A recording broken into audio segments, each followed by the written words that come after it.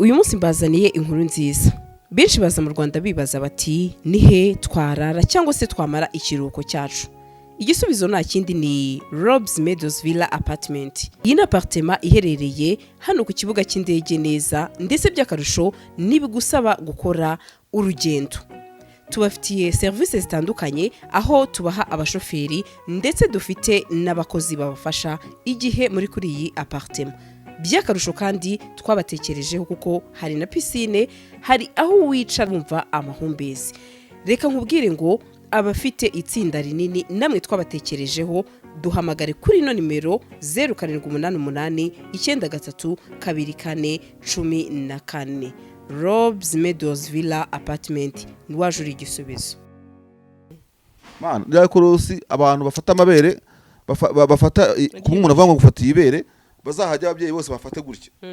Cyangwa n'abagabo bayafate. Yashizemo na zantuze zose baravuga ati neva aturiya mudamu na n'ubu ngubu namugira wa kabiri ari yewe. Iriya foto yaramuvangiye batumuntu yararushye. Akora mudamu asa neza. None hazi kuvuga. Sharika aravuga araho bigera none akavuga biterekeranye. Oya nko baravuze ko atahaye turu ntuze uriya baburana. Hari ibintu yavuze none ngeza numva none ari kuvuga biterekeranye pe. Yaravuze ati barambwira gatazi kubikora pe. Oya tega kwiko yaramufuye. Dore umamagaye kuri radio mukanyicyo yambwiye. Ngo nawo umuntu yagiye mu bitaro yaramuteye indobo. Wowe yirukanye nawe muteye indobo nawe mu bindi bitaro n'amaramiki nawe mu bindi bitaro bibisheni. Ati buriya byose impande zo ndimo kuzumva. Ati nateye indobo ndayiterwa. Urumva Chantal se ntiyavuze ko hari umuhungu ngo wamukundaga cyane nawe yanze. Yewe yamuhemukira azajya kumurega. Azajya kumurega. Azajya kumurega ariko Sandra. Ngo ndatekereza imyaka. Ariko banza nta muntu waguhemukira. Ngo mu buryo urukundo ngo akuraza udasinziriye. Ibyo umuntu uregwa nawe yabikorerwa. Umuhungu kobwa akamubeshya urukundo. Wenda ntabwo bari gutama amahitamo amwe. Nuri ujya kwandika hejuru y'amazu n'iki patata nashaka gushyira amanga ngo tutishe ibintu nk'ibyo. Akandika urwandika tumuntu yarampemukiye. Urumva ikishyurwa n'inyishyu akayigena. Yego. Noneho twaravuze tutina rya faranga remewe rimwe atubira byavuyeho. Ati ntago bikiriho. Nabonye aravuga bati hari igihe umuntu uyu munsi aba ari marshal yeje akaba ndi umuntu ukomeye umuntu atatekerezaga ati se ko binashoboka ko umuntu ashobora kugenda utyo undi bakamujya mu matwi bati urabona yabaye umuntu ukomeye agomba kuguha ku biceri. Nta iminite yagiraga gute yamubuza kumurega n'ikimenyimenyi. Iyo beza kuba birondera kuba ministre yari kujya nko kuri primature akavuga ati mfite ijambo mfite ikibazo munyamuri ikibazo cy'umuministri uri ahangaha patata ibyo ntigeze bijyamo. Niba ushobora gusuzugura dadi n'ikiganza cye yafashe intuza ariko nyifata nkayisoma nkagira gute urumva nkayishyira ku mutima ngataha ngenda nigira gute nkaho ari baterera ivi akiriza kandi ariyo wateguye aho bariterera. Izi modoka zuzuye imihanda habamo iyawe ikibazo niye hize uzayigurira. Barakubesha abakubwira ko gutumiza imodoka bigoye. Nta gihe na kimwe gutumiza no kugura imodoka byoroshye nk'ubu. Hamwe na Gugaga Cars, kompanyi yonyine wabaza imodoka y'inzozi zawe na spare parts zazo. Aha ntibigusaba kumena banki. Wanabatuma ku ruganda mu minsi mike cyane imodoka y'inzozi zawe ikakugeraho. Bahamagare cyangwa ubandikire kuri 0788 32 32 66. Uranabandikira kuri mail yabo ni gugagacars@gmail.com. Wanabasanga i Nyarugenge mu nyubako ya Jeff Plaza, floor ya 4 room ya 6. Gugaga Cars, buy and ship your dream cars. Bakunze bacu turabasuje omerere mu mpande zose z'isi mwebwe mukunda ibiganiro byacu umunsi ku wundi turashimiye cyane. Uyu munsi ndi kumwe na Marshal muramubona ameze neza nta kibazo cy'ubuzima afite.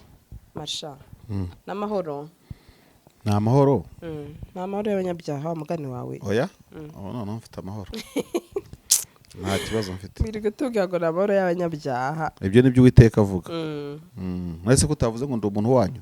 Uri umuntu wacu kandi wahinduye introduction. Oya nago nayihinduye. Kubushize narayisubiyemo numva nishemo nka rimwe. Ngo murabona ngo Marshal ngo umuntu wacu namwe murabizi. Nukuri. Nda amahoro nta kidasanzwe. Igare ryahumuye aho unyuze hose. Mbega abanyarwanda ukuntu bayagara. Bafite ngo umugabo witwa ngo Paramorovich.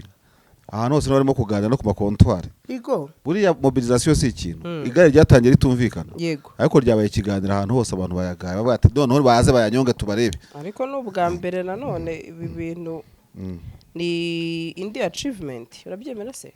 Ngiye ntabwo ndi mu ntambara za achievement n'ikitara achievement.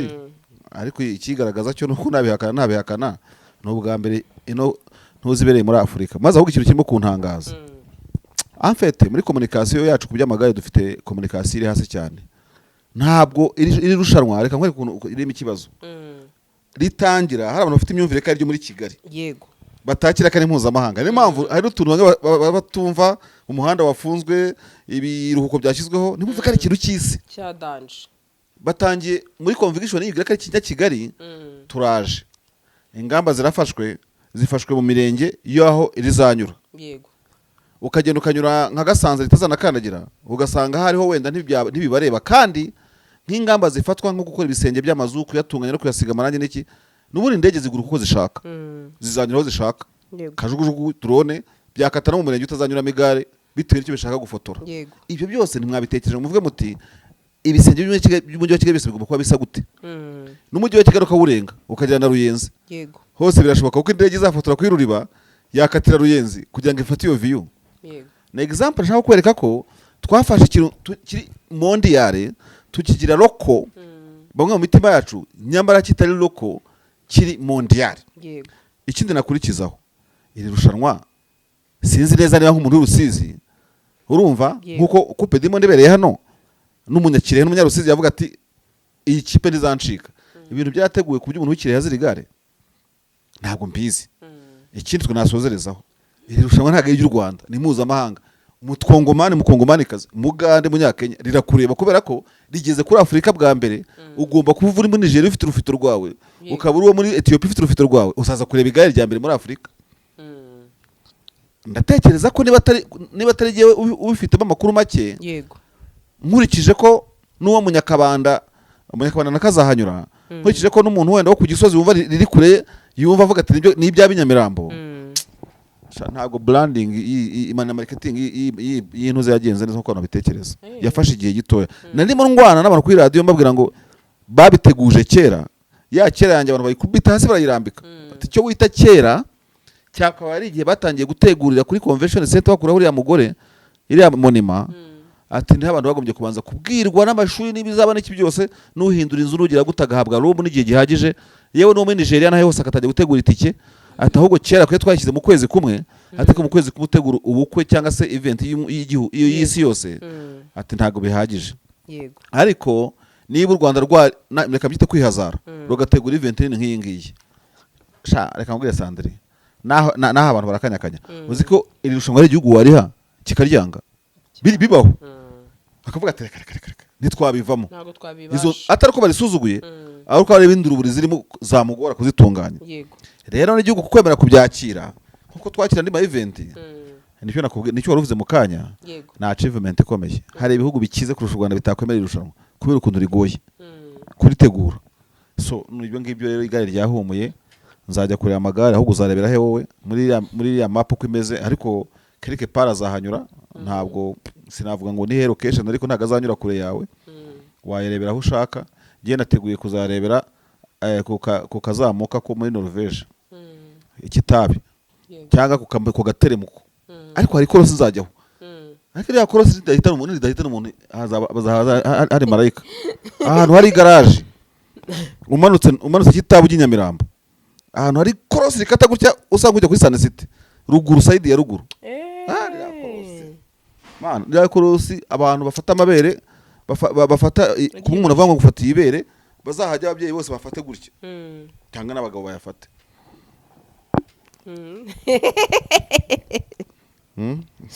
shamarsha gusa ririya korosi ni ribipe niribe ku musiga mbega no kugora abantu ese marsha wenda mbere yuko twinjira mu biturika wakiriye uturiya mudamu reka ejo nashatse gusetebya uvuga ko ngabeshye urukundo agatanga n'ikirego Madame Chantal muganga Madame Chantal muganga nagende ntabwo ndimo kumvikana nawe ariko mbere naramwumvaga atangira urubanza yego ariko mubonye ku kitangazamakuru kimwe n'umugoroba ko nabonye ameze nkaho cyo kora Madame Chantal umuntu witwa Edouard ni mucuti wanjye ku Gisabo uzamubwira azagure kamera nziza ndabizi nanjye nta kamera ngira kuri David Mashati vurabizi ariko telefone yafotoye Chantal ikamushyira ku kijyebo cy'Igisabo cyatumye abantu bagira amarangamutima atariyo yego mu gihe uwamufotoye we yashyizemo na za ntuze zose baravuga ati neva ati uriya mudamu na n'ubu ngubu namugira uwa kabiri ari yewe iriya foto yaramuvangiye bati umuntu yararushye ariko uriya mudamu asa neza none azi kuvuga Sharika aravuga ari aho bigera none akavuga ibiterekeranye oya nkuko baravuze ko atahaye ituru ntuze uriya baburana hari ibintu yavuze none ngiza numva none ari kuvuga ibiterekeranye pe yaravuze ati barambwiraga atazi kubikora pe oya atari ko no mu kubikorera abandi none se ati tukizanye jewe ati ntacyo yari yarakoze uretse gato Marsha hariya hari kwa kuri umuntu ajya kugwa biriya wabishima hari umuntu ungana umuntu ajya kuriya kugwa na moto yambaye nka mini agahita asakuma gutya kugira ngo ibintu bitagaragara ahubwo hariya no kwiyarura oya umva ikindi kintu ngo none se ngagomba kuma amafaranga ngo none se ngo njyewe ngo umugabo wanjye ni umugabo wawe gute kandi ufite umugabo ntabwo nacyumvise cyose kandi ariko yavuze oya sanda nawe ushyira ku yindi ntera njyewe umuntu wese wabyumvishe yacyumvishe njye nagikurikiye ikiganiro cyose ijambo yaravuze ngo rega ngo n'umugabo wanjye umunyamakuru atese ni umugabo wawe ute kandi yarashatse biriya no kuvogera yababajwe nuko ngo yamuburutse ngo abantu bose ngo bamwandikira ngo akababura oya na Chantal afite aba yaburutse mu buzima bwe ni sene normale yego da biriya biba ntago ari urubanza wirirwa gambaye igitenge mu mabere ngo kubera urukundo ese n'umugabo mwabanye mu nzu imyaka ingahe ntimutandukana biriya bya kompo oya biriya byaburanwa icyo uvuze mu kanya cyaburanwa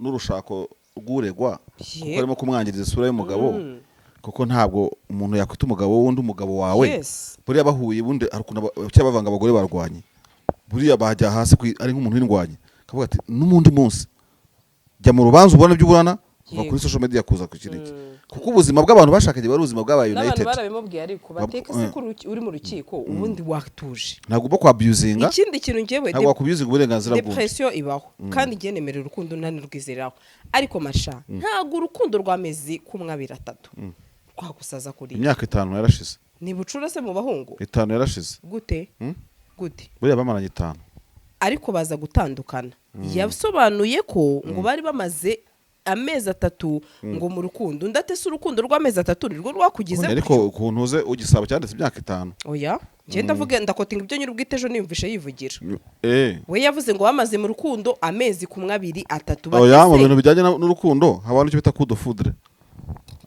urukundo rukubita nk'inkuba kubera ko urushobora kumara n'amasaha 2 ariko Sandri turebe ko urukundo ce n'est pas une affaire facile ku buryo umuntu yakumva ko urukundo rutaburanwa icyo kintu abantu bazagihindura urukundo rugomba kujya muri dosiye ziburanwa mu mboneza mu bantu kandi bitandukanye no gushakana gusa amategeko akabitegura neza ku buryo ntawe uhaminga undi kuko urubanza ntabwo rugamije guhaminga umuntu hari ikintu abantu bavuze ati niba ari ibyo rero umuntu wese ufite umu ex ati agakwiye ko yaramufungishije dore umamagaye kuri radio mu kanya icyo yambwiye ngo nawe umuntu yagiye mu bitaro yaramuteye indobo uwo yirukanye nawe muteye indobo nawe ajya mu bindi bitaro nawe ajya mu bindi bitaro bibisheni ati buriya byose impande zombi ndimo kuzumva ati nateye indobo ndayiterwa urumva Chantal se ntiyavuze ko hari umuhungu ngo wamukundaga cyane nawe yanze yewe yamuhemukira azajya kumurega azajya kumurega ariko Sandra ngo ndatekereza imyaka ariko banza nta muntu uraguhemukira mu buryo urukundo akuraza udasinziriye shareka rero nkubwire oya bajye reka nyine ngusubize icyo kintu jewe umuntu uzandaza ijoro nzamujyana ku rukiko reka ngusubize icyo kintu urwarusha Marsha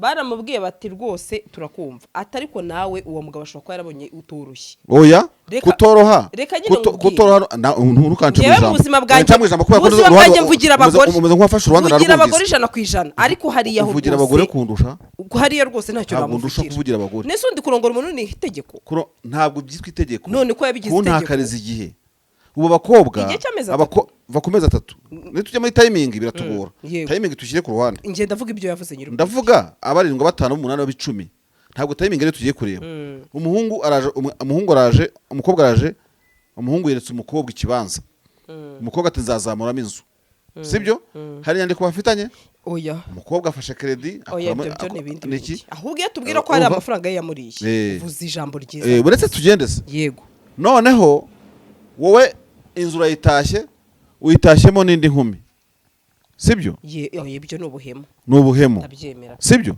nahoze ndeba planka y'abantu bitwa ba Miki si bacuti bacu ndeba ahantu Miki yakiniye aga muri planka aga nawe yimwituye ni planka nyine babakina ubona biramubabaje ibyo umuntu uregwa nawe yabikorerwa umukobwa akamubeshya urukundo wenda ntabwo bari gutama amahitamo amwe nuri ujya kwandika hejuru y'amazu n'iki patata nashaka gushyira amanga ngo tutishe ibintu nk'ibyo akandika urwandiko tumuntu yarampemukiye urumva aba yababaye.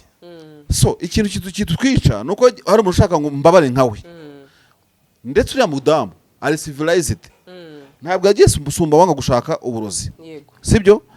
Reka nkubwire Sandrine ntiyagiye muri social media ntaziyobewe mbere yo kujya mu rukiko, ahubwo ikimugera muri social media ubu yageze mu rukiko n'icyo ugenda numva aho turi kumwe yagombye guhama mu rukiko akaza ntajye kuko yacumuza n'itangazamakuru kurimo kuvugira mu rubanza kandi bitemewe.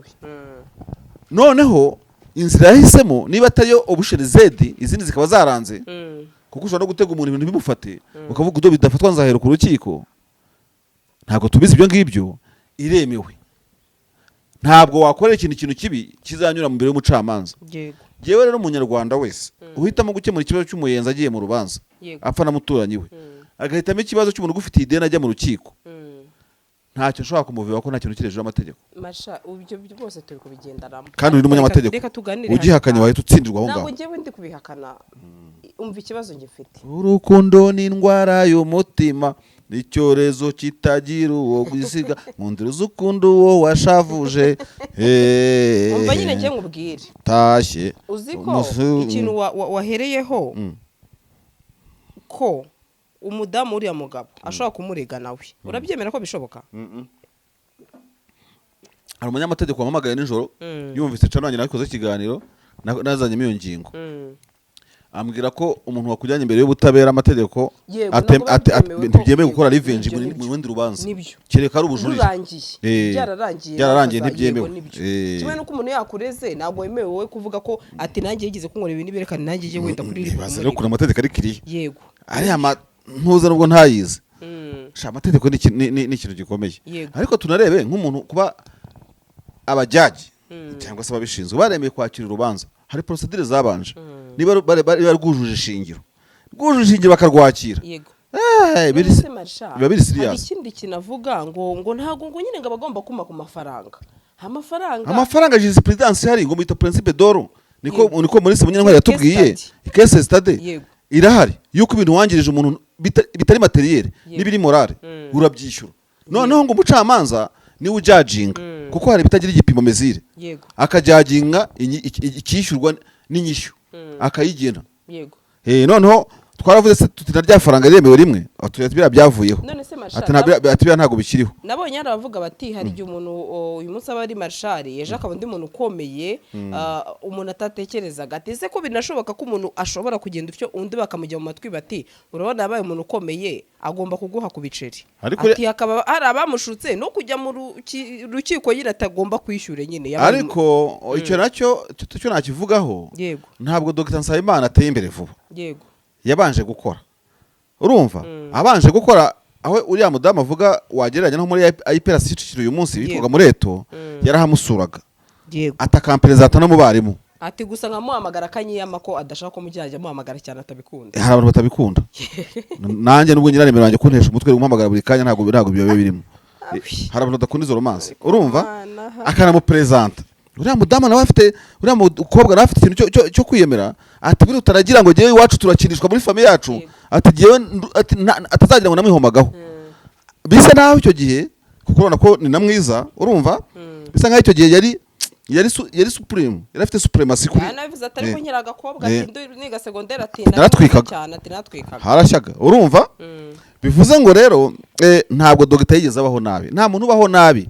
Ushobora no gusanga kino mu ishuri yaramanagingaga, tuvuga urugero wenda ntuze amafaranga y'ishuri ye akayasirimukamo.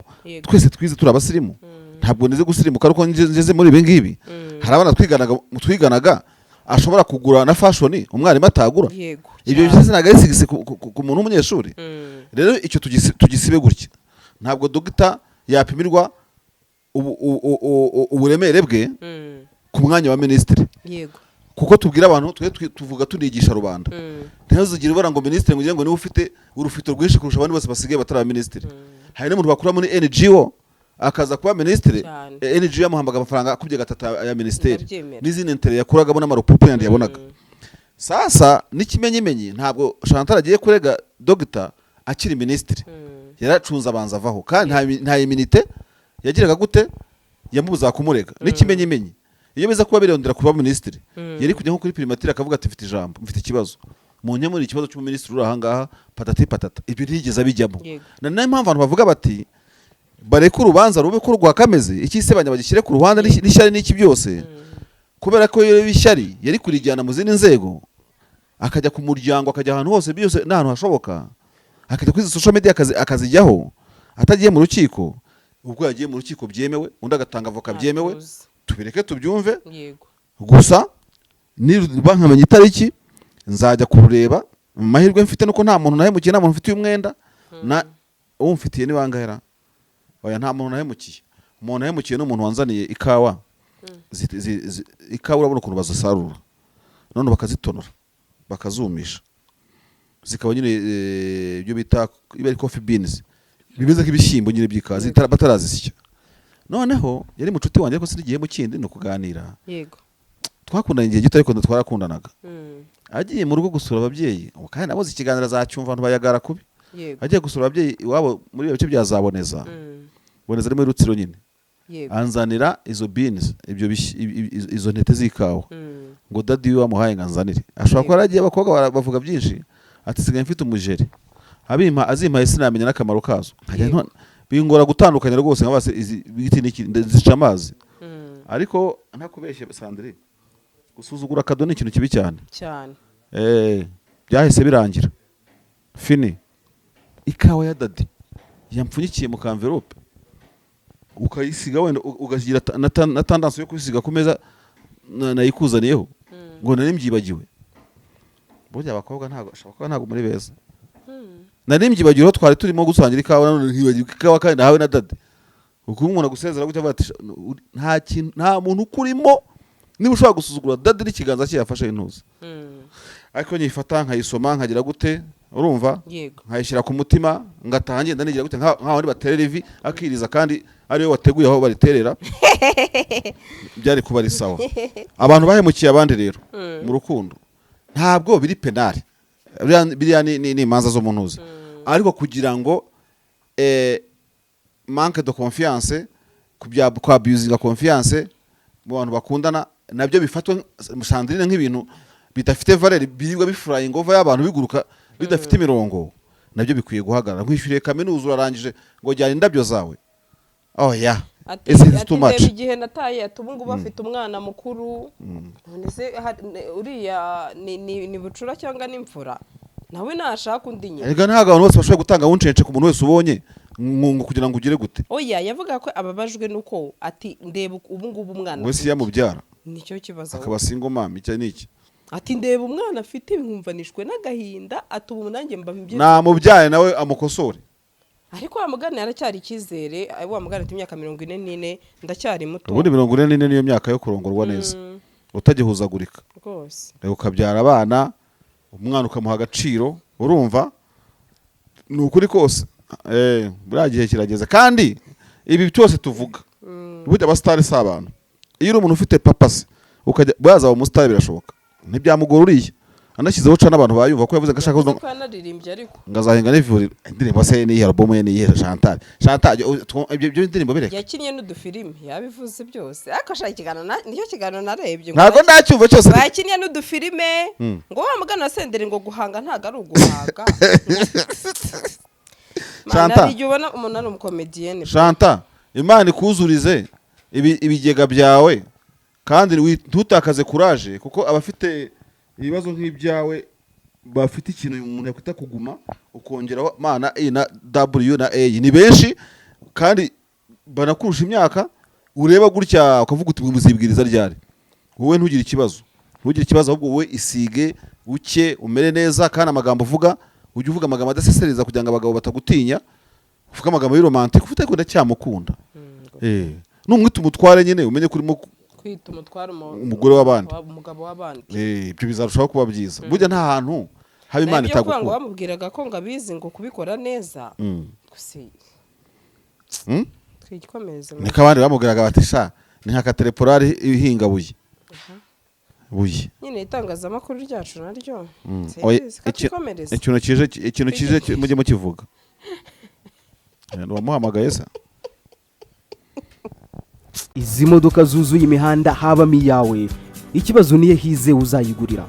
barakubesha abakubwira ko gutumiza imodoka bigoye. Nta gihe na kimwe gutumiza no kugura imodoka byoroshye nk'ubu. Hamwe na Gugaga Cars, kompanyi yonyine wabaza imodoka y'inzozi zawe na spare parts zazo.